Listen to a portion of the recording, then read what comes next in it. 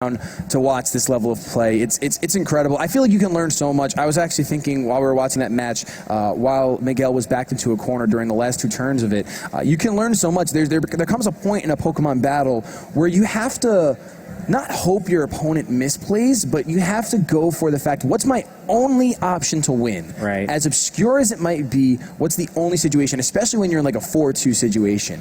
You just have to go for it. And I think Miguel was trying to play to that, and Naito kind of saw through that and outpaced him. Right. Even in game 1, now Hito realized, Arcanine was going to be the bigger threat, and, I got to target that down. So, yeah.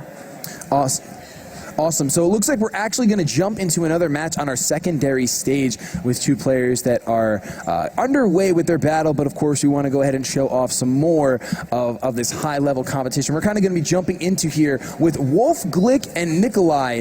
This is game 1. You guys, I don't know if you guys can see this because you see the scores on the bottom of the screen. It's 0-0. So this is game 1. Wolfe is known for one thing, and that's running the clock. Nikolai is going to be firing off an Ice Punch into his Zapdos. Zapdos is going to go ahead and munch on its Citrus Berry. This is insane because you guys can see the clock. 1 minute and 15 seconds left. Yeah, and, coming into this battle, we do see Nikolai down with Conkeldurr, as his last Pokemon, with Wolfe still with 4 Pokemon on top. So this is an intense battle, it seems like, although it looks like, Wolfe is playing exceptionally well. With Zapdos, we see the Roost and Milotic going for the Scald. Yeah, I don't know what Wolfe did during this battle, but I feel like he just did the Wolfe Glick thing, ran the clock, played defensively. You can see Milotic taking that Drain Punch just fine. Conkeldurr, though, going to stick on the field. It is paralyzed, so we could see some full paralysis, but we could also see some guts boosted moves here. Yeah, and Zapdos and Milotic, it's 4-1 right now. It's going to be about information right now. What can Nikolai pull from Wolfe revealing? We've seen Zapdos with the Roost, Milotic with the Scald. We see exactly how much damage it does. Okay, so we see the Zapdos target down that Conkeldurr with the Thunderbolt, and Milotic just going for the recover. Just a quick annotation, because we were thrown into this match. The graphics aren't up to date.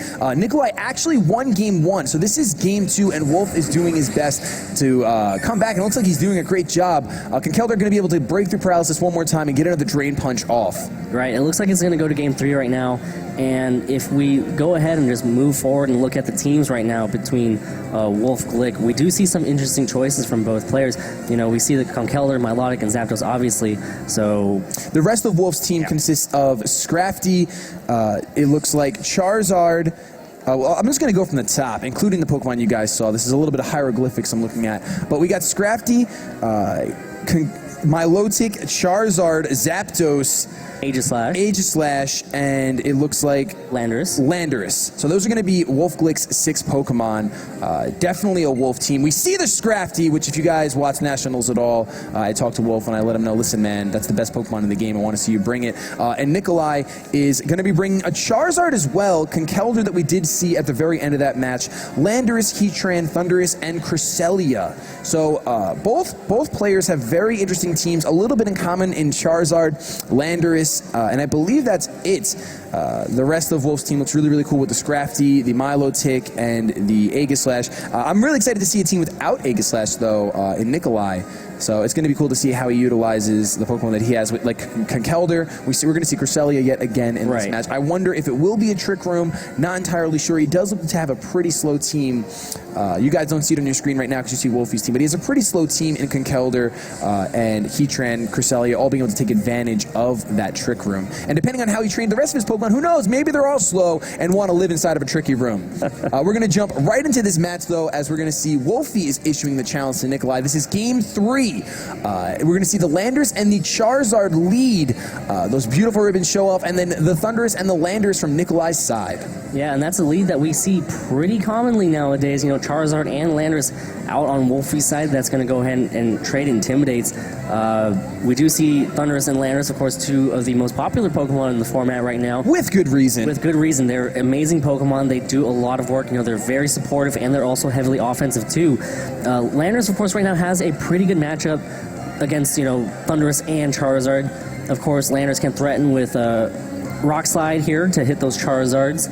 Of course, Landorus can also hit back Thundurus with the Rock Slide too. So I think we're going to be seeing a lot of rocks sliding down from the field. Yeah, it doesn't look like the lead matchup is in any one trainer's favor, although with the Prankster ability, Thundurus is going to kind of be a tricky Pokemon to deal with, and because of that, I think Wolfe is going to go ahead and withdraw, going out into an Electric-type Pokemon, so I really do think Wolfe was predicting a Thunder Wave into that slot. We'll find out if that was the case, though. Landers is just going to go for the U-turn on Wolfie's side of the field. There will be no Thunder Waving here. That's going to be a huge decision that Wolfie has to make now, because he gets Switch Initiative. U-turn goes ahead, hits your opponent's Pokemon, and you now have the ability to choose a new Pokemon to come onto the field, but it looks like he's going to go and make that huge decision rather quickly, being here at Pokemon Worlds.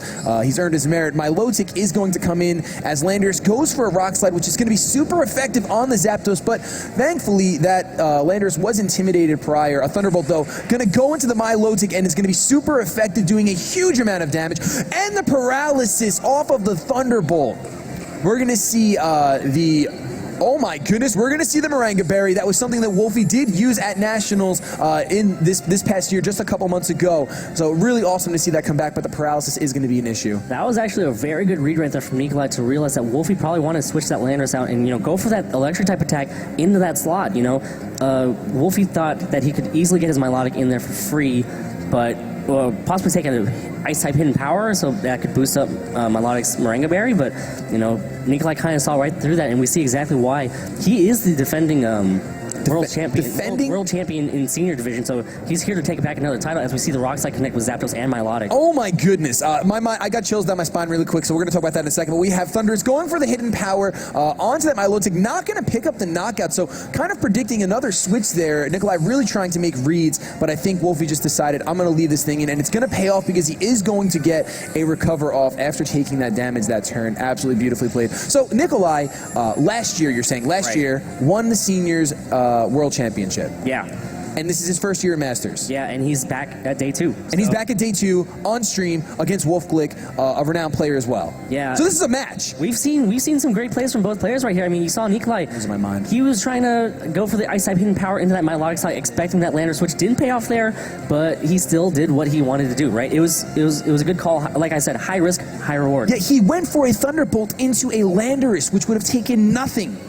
But he made that read. Milotic came in perfectly as he planned or as he predicted, and it paid off huge. How often do you go for a Thunderbolt into a ground type? Do we? How often? I wouldn't do it. You wouldn't. Well, that's why we're casting and not playing right now. We're going to see Wolfie withdraw the Zapdos, going out into his Landers. Going to intimidate that Landers on the other side of the field one more time if it decides to stay in. That's going to be 2 stages that it's been dropped. One of the big things that I think Milotic, something to note is that Milotic in VGC normally likes to run competitive. It is going to go for a protect. So it wants to kind of force that Landers out at some point. Landers is going to go for another Rock Slide. Milotic, of course, protecting itself, and Landers probably not going to take too much from that attack because of the double Intimidate drop. Yeah, and we do see the Swagger target down that Milotic right there. One of the issues with Milotic right now, after that special defense boost, it's essentially carrying a very common item that was held on Milotic early on in the season, the Assault Vest. However, now with a Moringa Berry activating instead of an Assault Vest, you have access to recover, and that's going to allow Milotic to stay on the field a long time. We see the Swagger target the Milotic, and we see the Rock Slides coming out, pretty much Nikolai does not want this Milotic to be able to recover, and he just has to slowly chip away at it with Thunderbolts, Rock Slides, and hitting itself in confusion and not allowing it to recover at all. Absolutely, and we're going to see Nikolai does have to switch that Landers out, as I had mentioned, going out into the Conkeldurr here. Wolfie's Landers is going to miss the Rock Slide on the Conkeldurr, but connect on the Thundurus. Is it going to be enough? It is not going to be enough. Thundurus, though, is going to flinch as Milotic goes for a Scald into the Conkeldurr slot. Is it going to get the burn, though? It doesn't, and I think Wolfie's a bit relieved about that. Normally you want that Scald burn, but not when it's Conkeldurr. Yeah, and we see that Conkeldurr take that Scald like a champion, most likely carrying an Assault Vest set. Like a champion. Right, like a champion. Thundurus, of course, took a lot of damage, a bit more damage than Nikolai probably wanted to see. Still not exactly sure on what that item that Landers is carrying. And interesting thing to note that Thundurus, I don't believe, was carrying a Citrus Berry. I don't think we saw it activate. No, the leftovers. We saw leftovers, absolutely. Right, and right now that Thundurus probably wants to do a little bit more damage before it goes away. Might want to switch out here. Not exactly sure if he wants to stay in and lose that Thundurus. Thundurus is such a great supporting Pokemon. Absolutely, but I think he's kind of back in the corner. He's going to fire off one less Swagger into the Milotic here before this Thundurus potentially faints. We're not sure if it's going to faint, but we're going to see that Swagger is going to come into play and confuse it. Thundurus is going to avoid the Rock Slide. That's exactly why I said potentially, because I just wasn't sure if the favors were going to be in Wolfe's like luck. So Conkeldurr here going for an Ice Punch into the Landers, and that is going to pick up the knockout.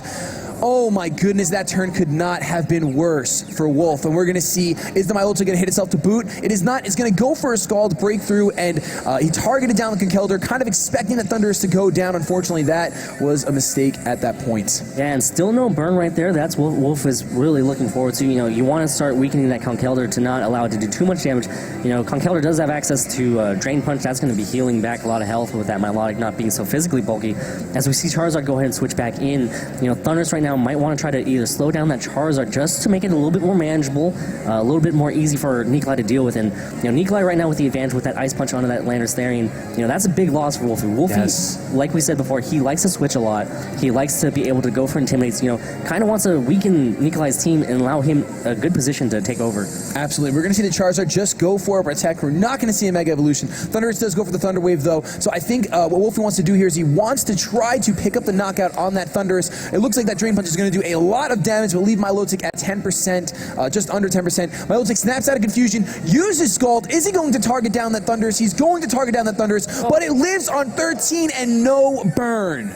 Yeah, and another burn that Wolfe would definitely want to see, just to have that Thunderous get knocked out. And now Thunderous is going to be able to provide more support for Nikolai's side. Again, you know, paralyzing that Charizard, that's going to be key for Nikolai to make this match a bit more manageable, because, you know, Charizard is a pretty speedy Pokemon, and, you know, Charizard can go for very powerful attacks. So, you know, Landorus wants to be faster than that Charizard. Absolutely. We're going to see Milotic just kind of withdraw from the battlefield, and we're going to see a Zapdos come in for Wolfe Glick here.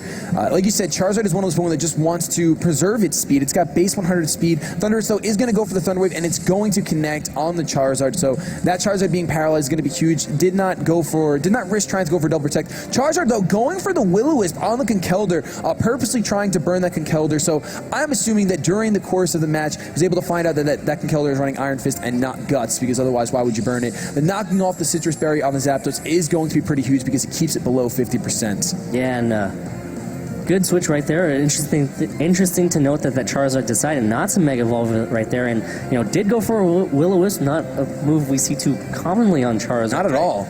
Yeah, so interesting moveset right here from Wolfe. He is known to use some more different sets than the standard, so maybe this is one of his techs. One of his babies for World. Right. Kept it in his back pocket. Thunderous is still out on the field. Thunderous can still provide a lot of support. You know, Thunderous can switch out. Thunderous can't do too much to that Zapdos right now, though. I was going to say maybe he's going to try to Thunderbolt that Charizard, but it looks like it's going to be a Charizard X, something you don't see very often. Not going to be taking super effective damage from any electric type attacks, if that was the plan. It looks like the Thunderous is going to target down the Zapdos, though, with a Thunderbolt. As Zapdos does go for a Roost here, going to recover all that damage up. But the question is, did Conkeldurr target down the Zapdos with an Ice Punch, or did he decide to just go for a Drain Punch on the Zapdos slot? So it's going to be resisted, but it still does a lot of damage. Yeah, that did a lot of damage. I think Thunderous might be able to pick up a knockout next turn. Yeah, and it looks like the Charizard is going to go for the Flare Blitz here on the Thunderous, so that Thunderous is going to go ahead and not be able to pick up that knockout because it's going to be knocked out itself. Oh my goodness, but Wolfe definitely is in a bit of a predicament here, having a slowed down Charizard and a very, very strong and bulky Conkeldurr on the field. He's kind of backed into a corner. This is Game 3, only 5 minutes and 40 seconds left in this match, and Nikolai's going to go out into his own Charizard. Charizard right here. Oh man. I think Nikolai might have gone for a bit more of a standard Charizard. You're right, Charizard X is not that common with Pokemon, but at the same time, one great thing about Charizard X is that it kind of can take whatever Charizard Y can dish at it, right? Absolutely. Barring the rare ground type hidden power coming from Charizard Y. So it's going to be interesting right now because Zapdos isn't in quite the best position. It's heavily damaged, right? Yes. Get knocked out by whatever Charizard Y can throw at it. So it's going to come down to how Wolfe trained his Zapdos in speed. Yeah, it's gonna depend just on how fast that Zapdos is, if he can actually outspeed and knock out that Charizard before it takes the Zapdos out. Because if that is a Charizard Y and it goes for an overheat in the sun, it is a Charizard Y. We don't know what it's going for yet, but an overheat in the sun will most definitely knock out that Zapdos if it does connect with it. The Drought is going to activate, bringing the Sunshine to the field, although I feel like for Wolfe, it feels like Rain Clouds. Nikolai's in the sun. Charizard's going to go for the Flamethrower here, connect on the Zapdos, and the Zapdos is not going to be able to live that.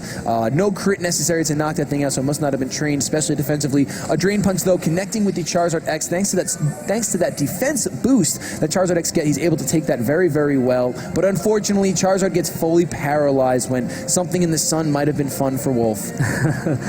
Well, we do see Charizard X get paralyzed, and right now Wolfe has to choose to send out Milotic, and Milotic's been heavily damaged, right? So not the best position right now for Wolfe.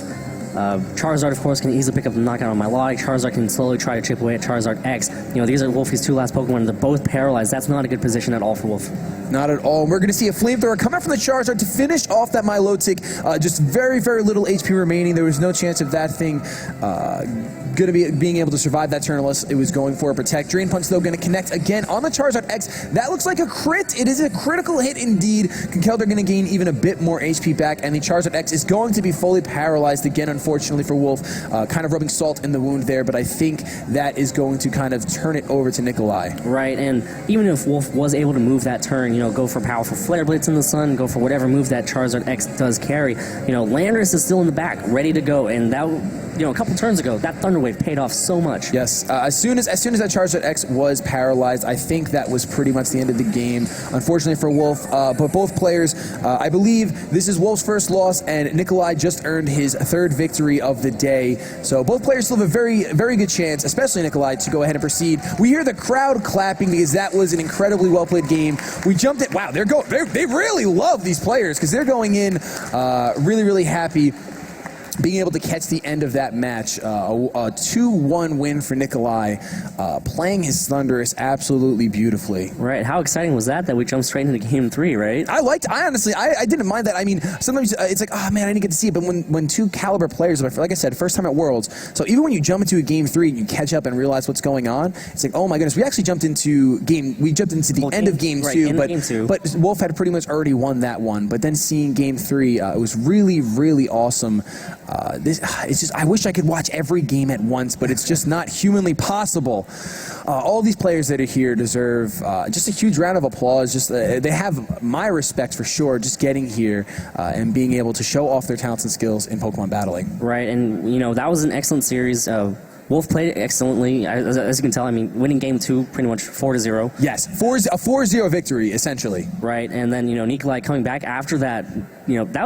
That was a pretty devastating loss, but Nikolai was able to recover and, come back and take that Game 3 in pretty strong fashion. He knew exactly what to do in that situation. So, Nikolai definitely showing that he's here to play. He's here, he's here to win. Yeah, he's here. He's ready. Coming up from the seniors division, that's always a tough transition, in my opinion. But, I say that, but then you see all these other seniors graduate up into the masters division and do perfectly fine. Yeah, it's really, really cool. That's a cool story.